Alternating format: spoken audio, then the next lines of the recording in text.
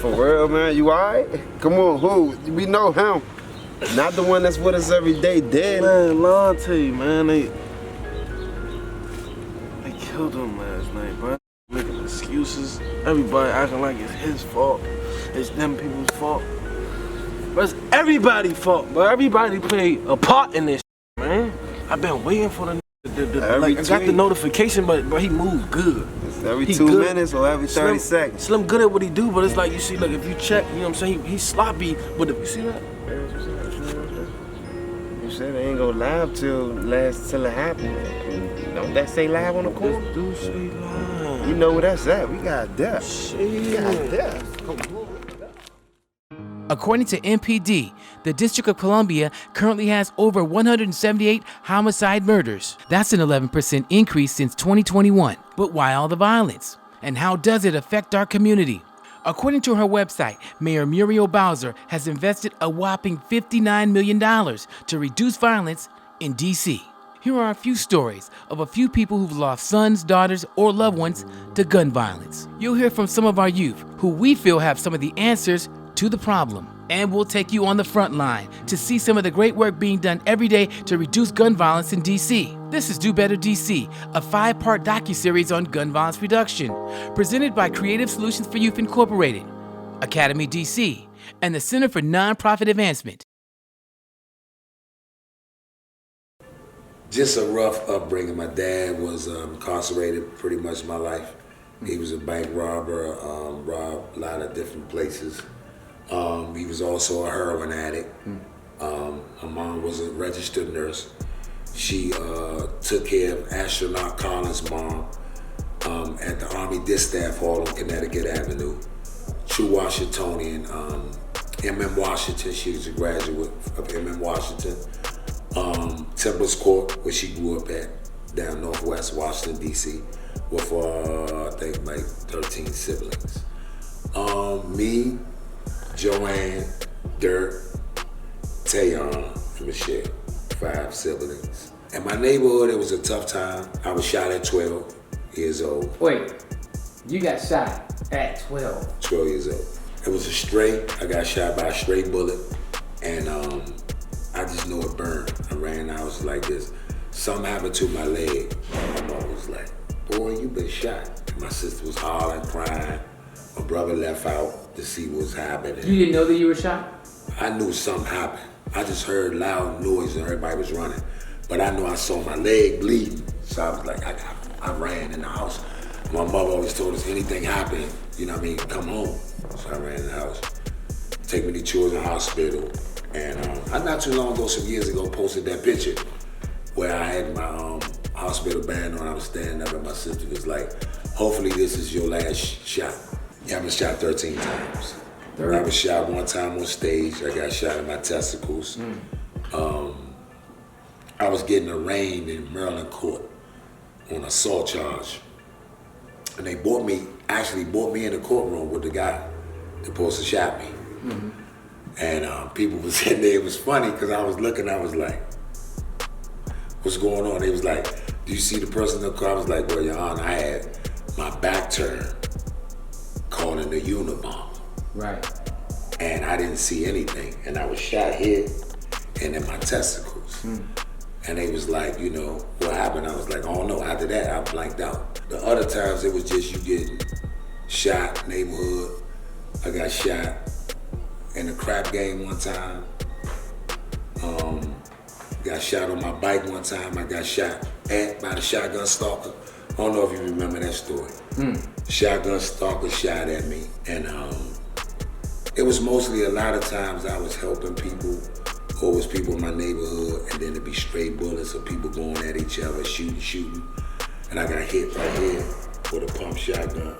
Split my whole elbow, almost paralyzed me. Was hit right here where I could bend it now, but Mr. Akers, Big and Nate Favre, grandfather, taught me how to use the Play-Doh. I've been through it, man. I got bullets everywhere. I've been stabbed here, been stabbed in my side. What about family members, man? Family members as well have been shot? Yeah, my brother was killed. My big brother was killed. All my siblings are gone. I'm I'm my mom's only child living besides my sister Michelle.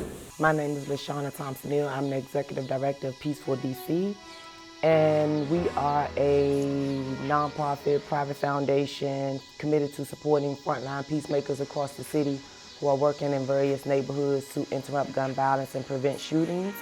And so I'm the Executive Director, and we have the DC Peace Academy, where we oversee a 13-week training program for violence interrupters, outreach workers, credible messengers, and folks who work at the Hospital Violence Intervention Program.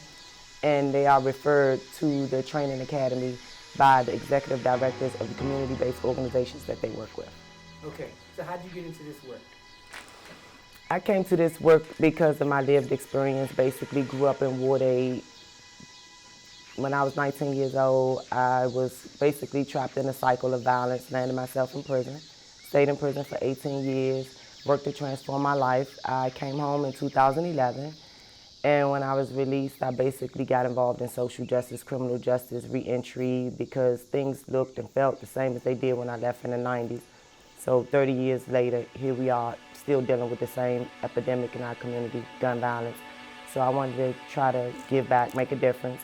So got involved in reentry, restorative justice. You mentioned the Cure the Streets, Cure model. Talk about what that model is. It's fairly new. We know it's been implemented in Chicago, Los Angeles, New York, and other major cities. Talk about it in DC. Yes, first of all, it's an international program. It was started by a medical doctor, and he basically studied disease in Africa. And when he came back to Chicago, he felt like violence was clustering in certain areas in the same way that diseases cluster in Africa. So he thought that if you would treat violence the same way that you treat a disease, by interrupting the transmission, changing those norms, and treating those at highest risk, you could prevent the spread of violence. And so this program requires you to hire individuals who have the lived experience, the relationships, credibility, and influence in the neighborhoods where you want to prevent shootings. And it's a place-based and people-based program because you work with those who are at highest risk of being involved in gun violence, either being victims of gun violence or causing gun violence. And you also have to know the individuals in the neighborhood. And so you have violence interrupters and outreach workers. Violence interrupters are sort of like, we call them like firefighters because they're constantly keeping their ear to the street, constantly trying to see what's going on in the community, mediating conflicts, watching social media, listening to all the music that's being put out, and making sure that things is cool in their neighborhoods, where outreach workers are sort of like case managers, where they work with the participants to move them from high risk to low risk. Our youth are experiencing gun violence at an alarming rate. Why do you think that's happening? Now it's really no recreation. They have certain spots open, but the Boys and Girls Club was our safe haven. We had a lot of sports, Pop Warner, where it was the happening thing. It's not the happening thing no more. You got the social media now that sprinkles this look on these kids and let them know, like, this is the life. This is where you need to be. This is what you need to do. The rap music, everything, it's influencing. Not only the rap music, it's just the everyday getting up, being on that gram, being on that Facebook, seeing all these images, and it's nothing to follow. It's really no role models that they look up to. That's why I always say in our neighborhood, no matter what hood you from, give these little kids a hug. If you so-called in the street, you so-called right there with them kids, holler at them, talk to them. Sure, let me talk to you for a little bit. What you up to today? Because a lot of them don't have the father figure. They don't have the uncle figure. They're raised by women. This is out of hand. You know what I mean? We ain't respecting the women. There are a lot of women that's getting killed now. You know what I mean? They scamming. It's just a way of life. They done implemented this whole lifestyle for our new generation now. It's just crazy. They saying it all in the rap music. Perks, you got all these kids ODing off fake pills with fentanyl in it now. So if you could talk to all the shooters, because we already know that primarily in major cities with gun violence is pretty much conducted by a small group of people. Let me tell you like this, you will never be able to own that street sign on your block that you so-called maybe be fighting for. Whatever you fighting for, it ain't worth your life or that person's life that you trying to catch and kill. In the process you doing that, you're hurting innocent people. Little kids, elderly, aunts, uncles, working people, people, pedestrians, just anybody. Then think about it. Look yourself in the mirror, like I say. Would you want that to happen to your mom, your grandmother, your aunt, your cousin? It goes vice versa. Like I always said, and you heard me say it before, E, they don't never really feel that shit until they hit their doorstep. And then you gotta smell that embalming fluid on your baby when you hug that baby in that casket. Then you gotta do a GoFundMe to put that baby in the ground. You don't even have life insurance. We set up all the wrong ways. We're not really worrying about the right things, but we're worrying about the wrong things. To all my shooters out there, let's put them guns down, champ. I was once one of those kids. I was once one of those guys that was influenced by the gun violence and was out there hurting the community. But I turned around. And I turned around.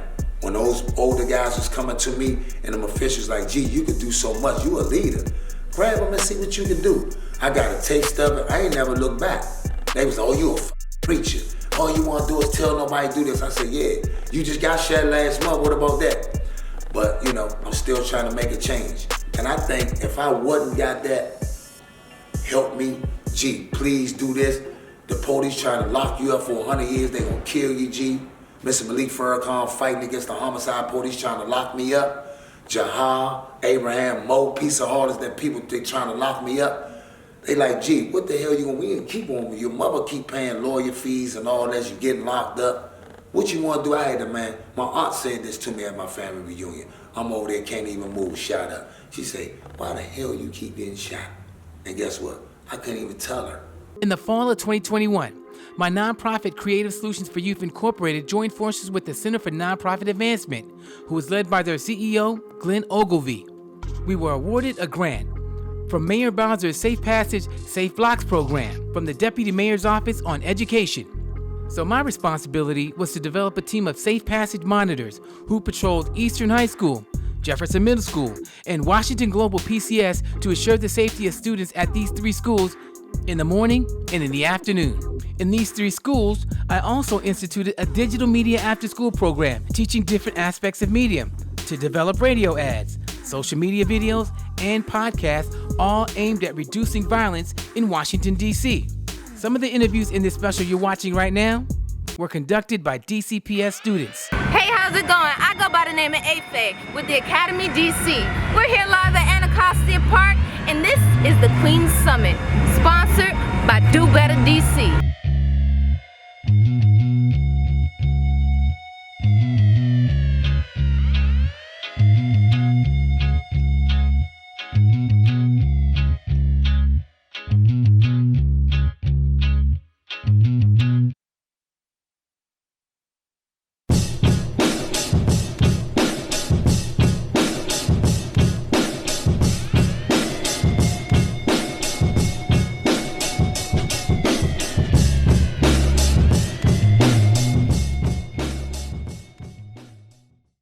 Hey, my name is Autumn. I go to Duke Ellington School of the Arts. Hi, my name is Jamie, and I go to Charles Herbert Flowers High School.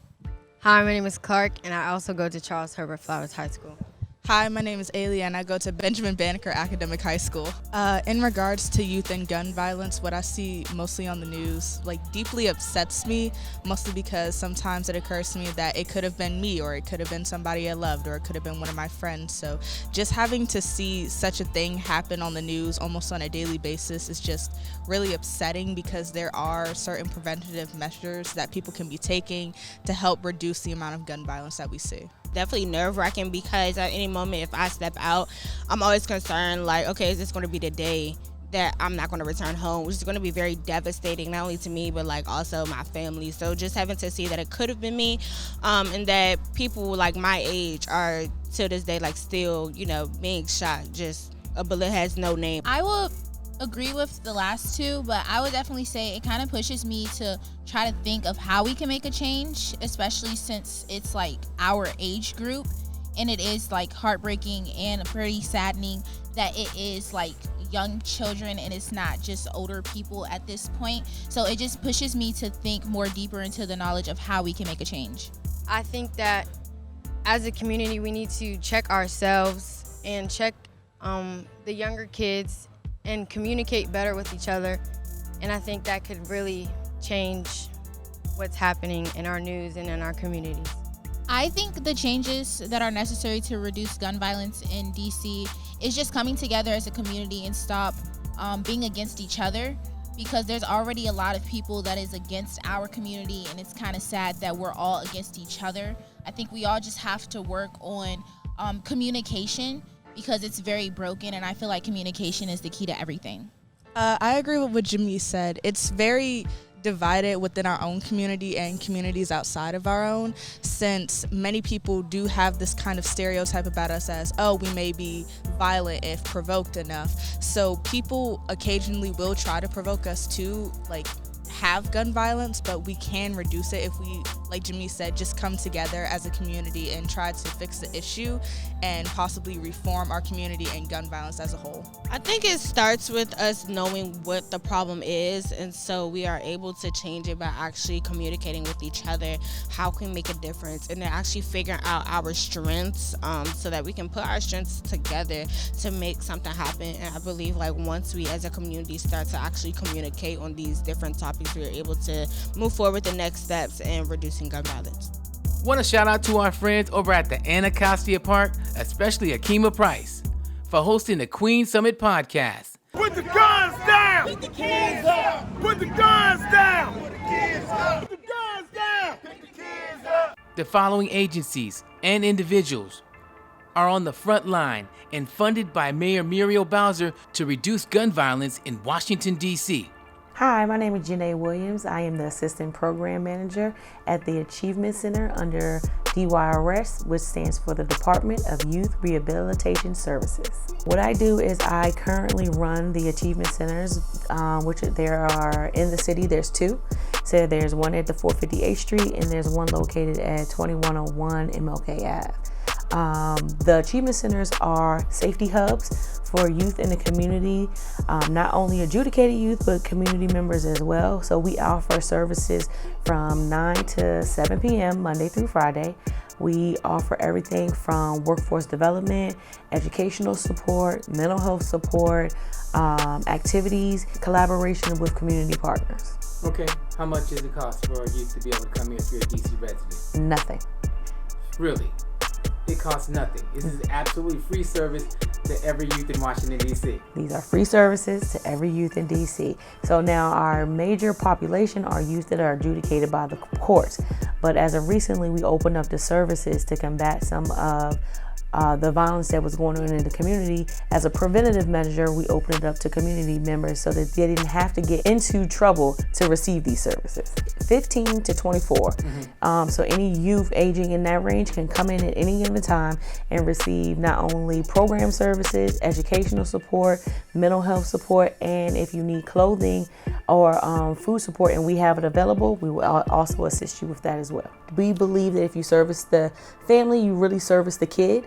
So if you have a youth is committed to us and they have other family members that would like to benefit from the service, we service the whole family. So if our youth are connected to a care coordinator and a mentor in the community, such as a credible messenger, we connect the family to a family youth engagement specialist so that they can service the family as well to their particular needs. What are your thoughts on the violence that's plaguing the DC area right now? I think that the violence right now is kind of sad. I think we have a lot of misguided children out here with a lack of support, not only from their communities, but from the families. We don't hold youth accountable. I can remember when I was their age, there were certain things that we could and couldn't do, and there was a response to every action. I don't feel like these kids have any accountability in the community. I mean, it's nothing for them to point a gun at a person and just walk away like nothing happened, not even considering that may be someone's mother, father, brother, grandparent, and then, we pick them up and they're back on the streets. With this agency, I've lost 16 kids. How does that affect you emotionally and mentally to work with the kid and then the kid's no longer around? It's draining. It's very emotional, I will say. It has created my own trauma. I sometimes don't want to get close to kids because I'm like, I don't want to lose you. But I normally put that on the back burner and don't look at them, as that particular depiction. When I first started this job, kids used to tell me all the time, Ms. Williams, it's a miracle if we make it to 21. Then they started making it to 21. Then it was like, okay, well, it's a miracle if I can make it out into the community in 30 days. Then they started making it out into the community after 30 days. And then at some point it just changed, where it wasn't just 21 or 30 days anymore. It was, I'll be lucky to make it day by day. Actually, I have more success stories than deaths. So DYRS does a really good job of wrapping the kids with services, people that will pour into them as well as their family members. I've had kids that came in, weren't attending school, come to us for a year and end up going to college.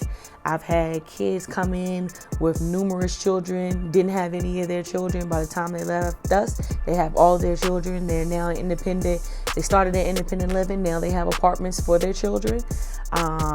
We have kids that couldn't read, graduate from high school. So it's various things that I look at as success. Success for me is not an overall picture, it's an individual goal within yourself. So if you set a goal when I meet you and you reach that goal, to me that's success.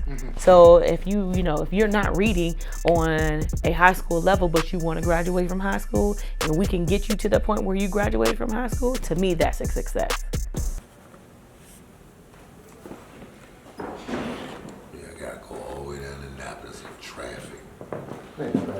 Camera. On behalf of all the students at EZStreet Senior High School, we would like to say happy birthday to you. That's an early birthday. Happy birthday to you. What's up, man? Happy birthday, Big G. That's what's up, man. 77. Damn! Go ahead, put it on the table. Put it on the table. God damn! I don't even think this was my football number. That's your football number? Hey, look, but guess what though? Just to have this right here, man, and it's beautiful. Y'all put y'all blue up there too. And it's beautiful, man. I appreciate you guys right here from Easton, man. You've been watching Do Better DC, a 5-part docuseries on the gun violence reduction efforts of Washington, D.C. Executive produced by me, EZStreet. Special shout out to Glenn Ogilvie and the Center for Nonprofit Advancement and all those that were featured or took part in the development of this docuseries. Special shout out to just a few of the organizations on the front line to reduce gun violence in Washington, D.C., like the Office of Neighborhood Safety and Engagement, the Deputy Mayor's Office on Public Safety and Justice, the D.C. Department of Youth and Rehabilitative Services, the Deputy Mayor's Office on Education, and the Safe Passage, Safe Blocks program. And of course our friends at the Court Services and Offender Supervision Agency. For more information on the Do Better DC docuseries, visit our website at theacademydc.com.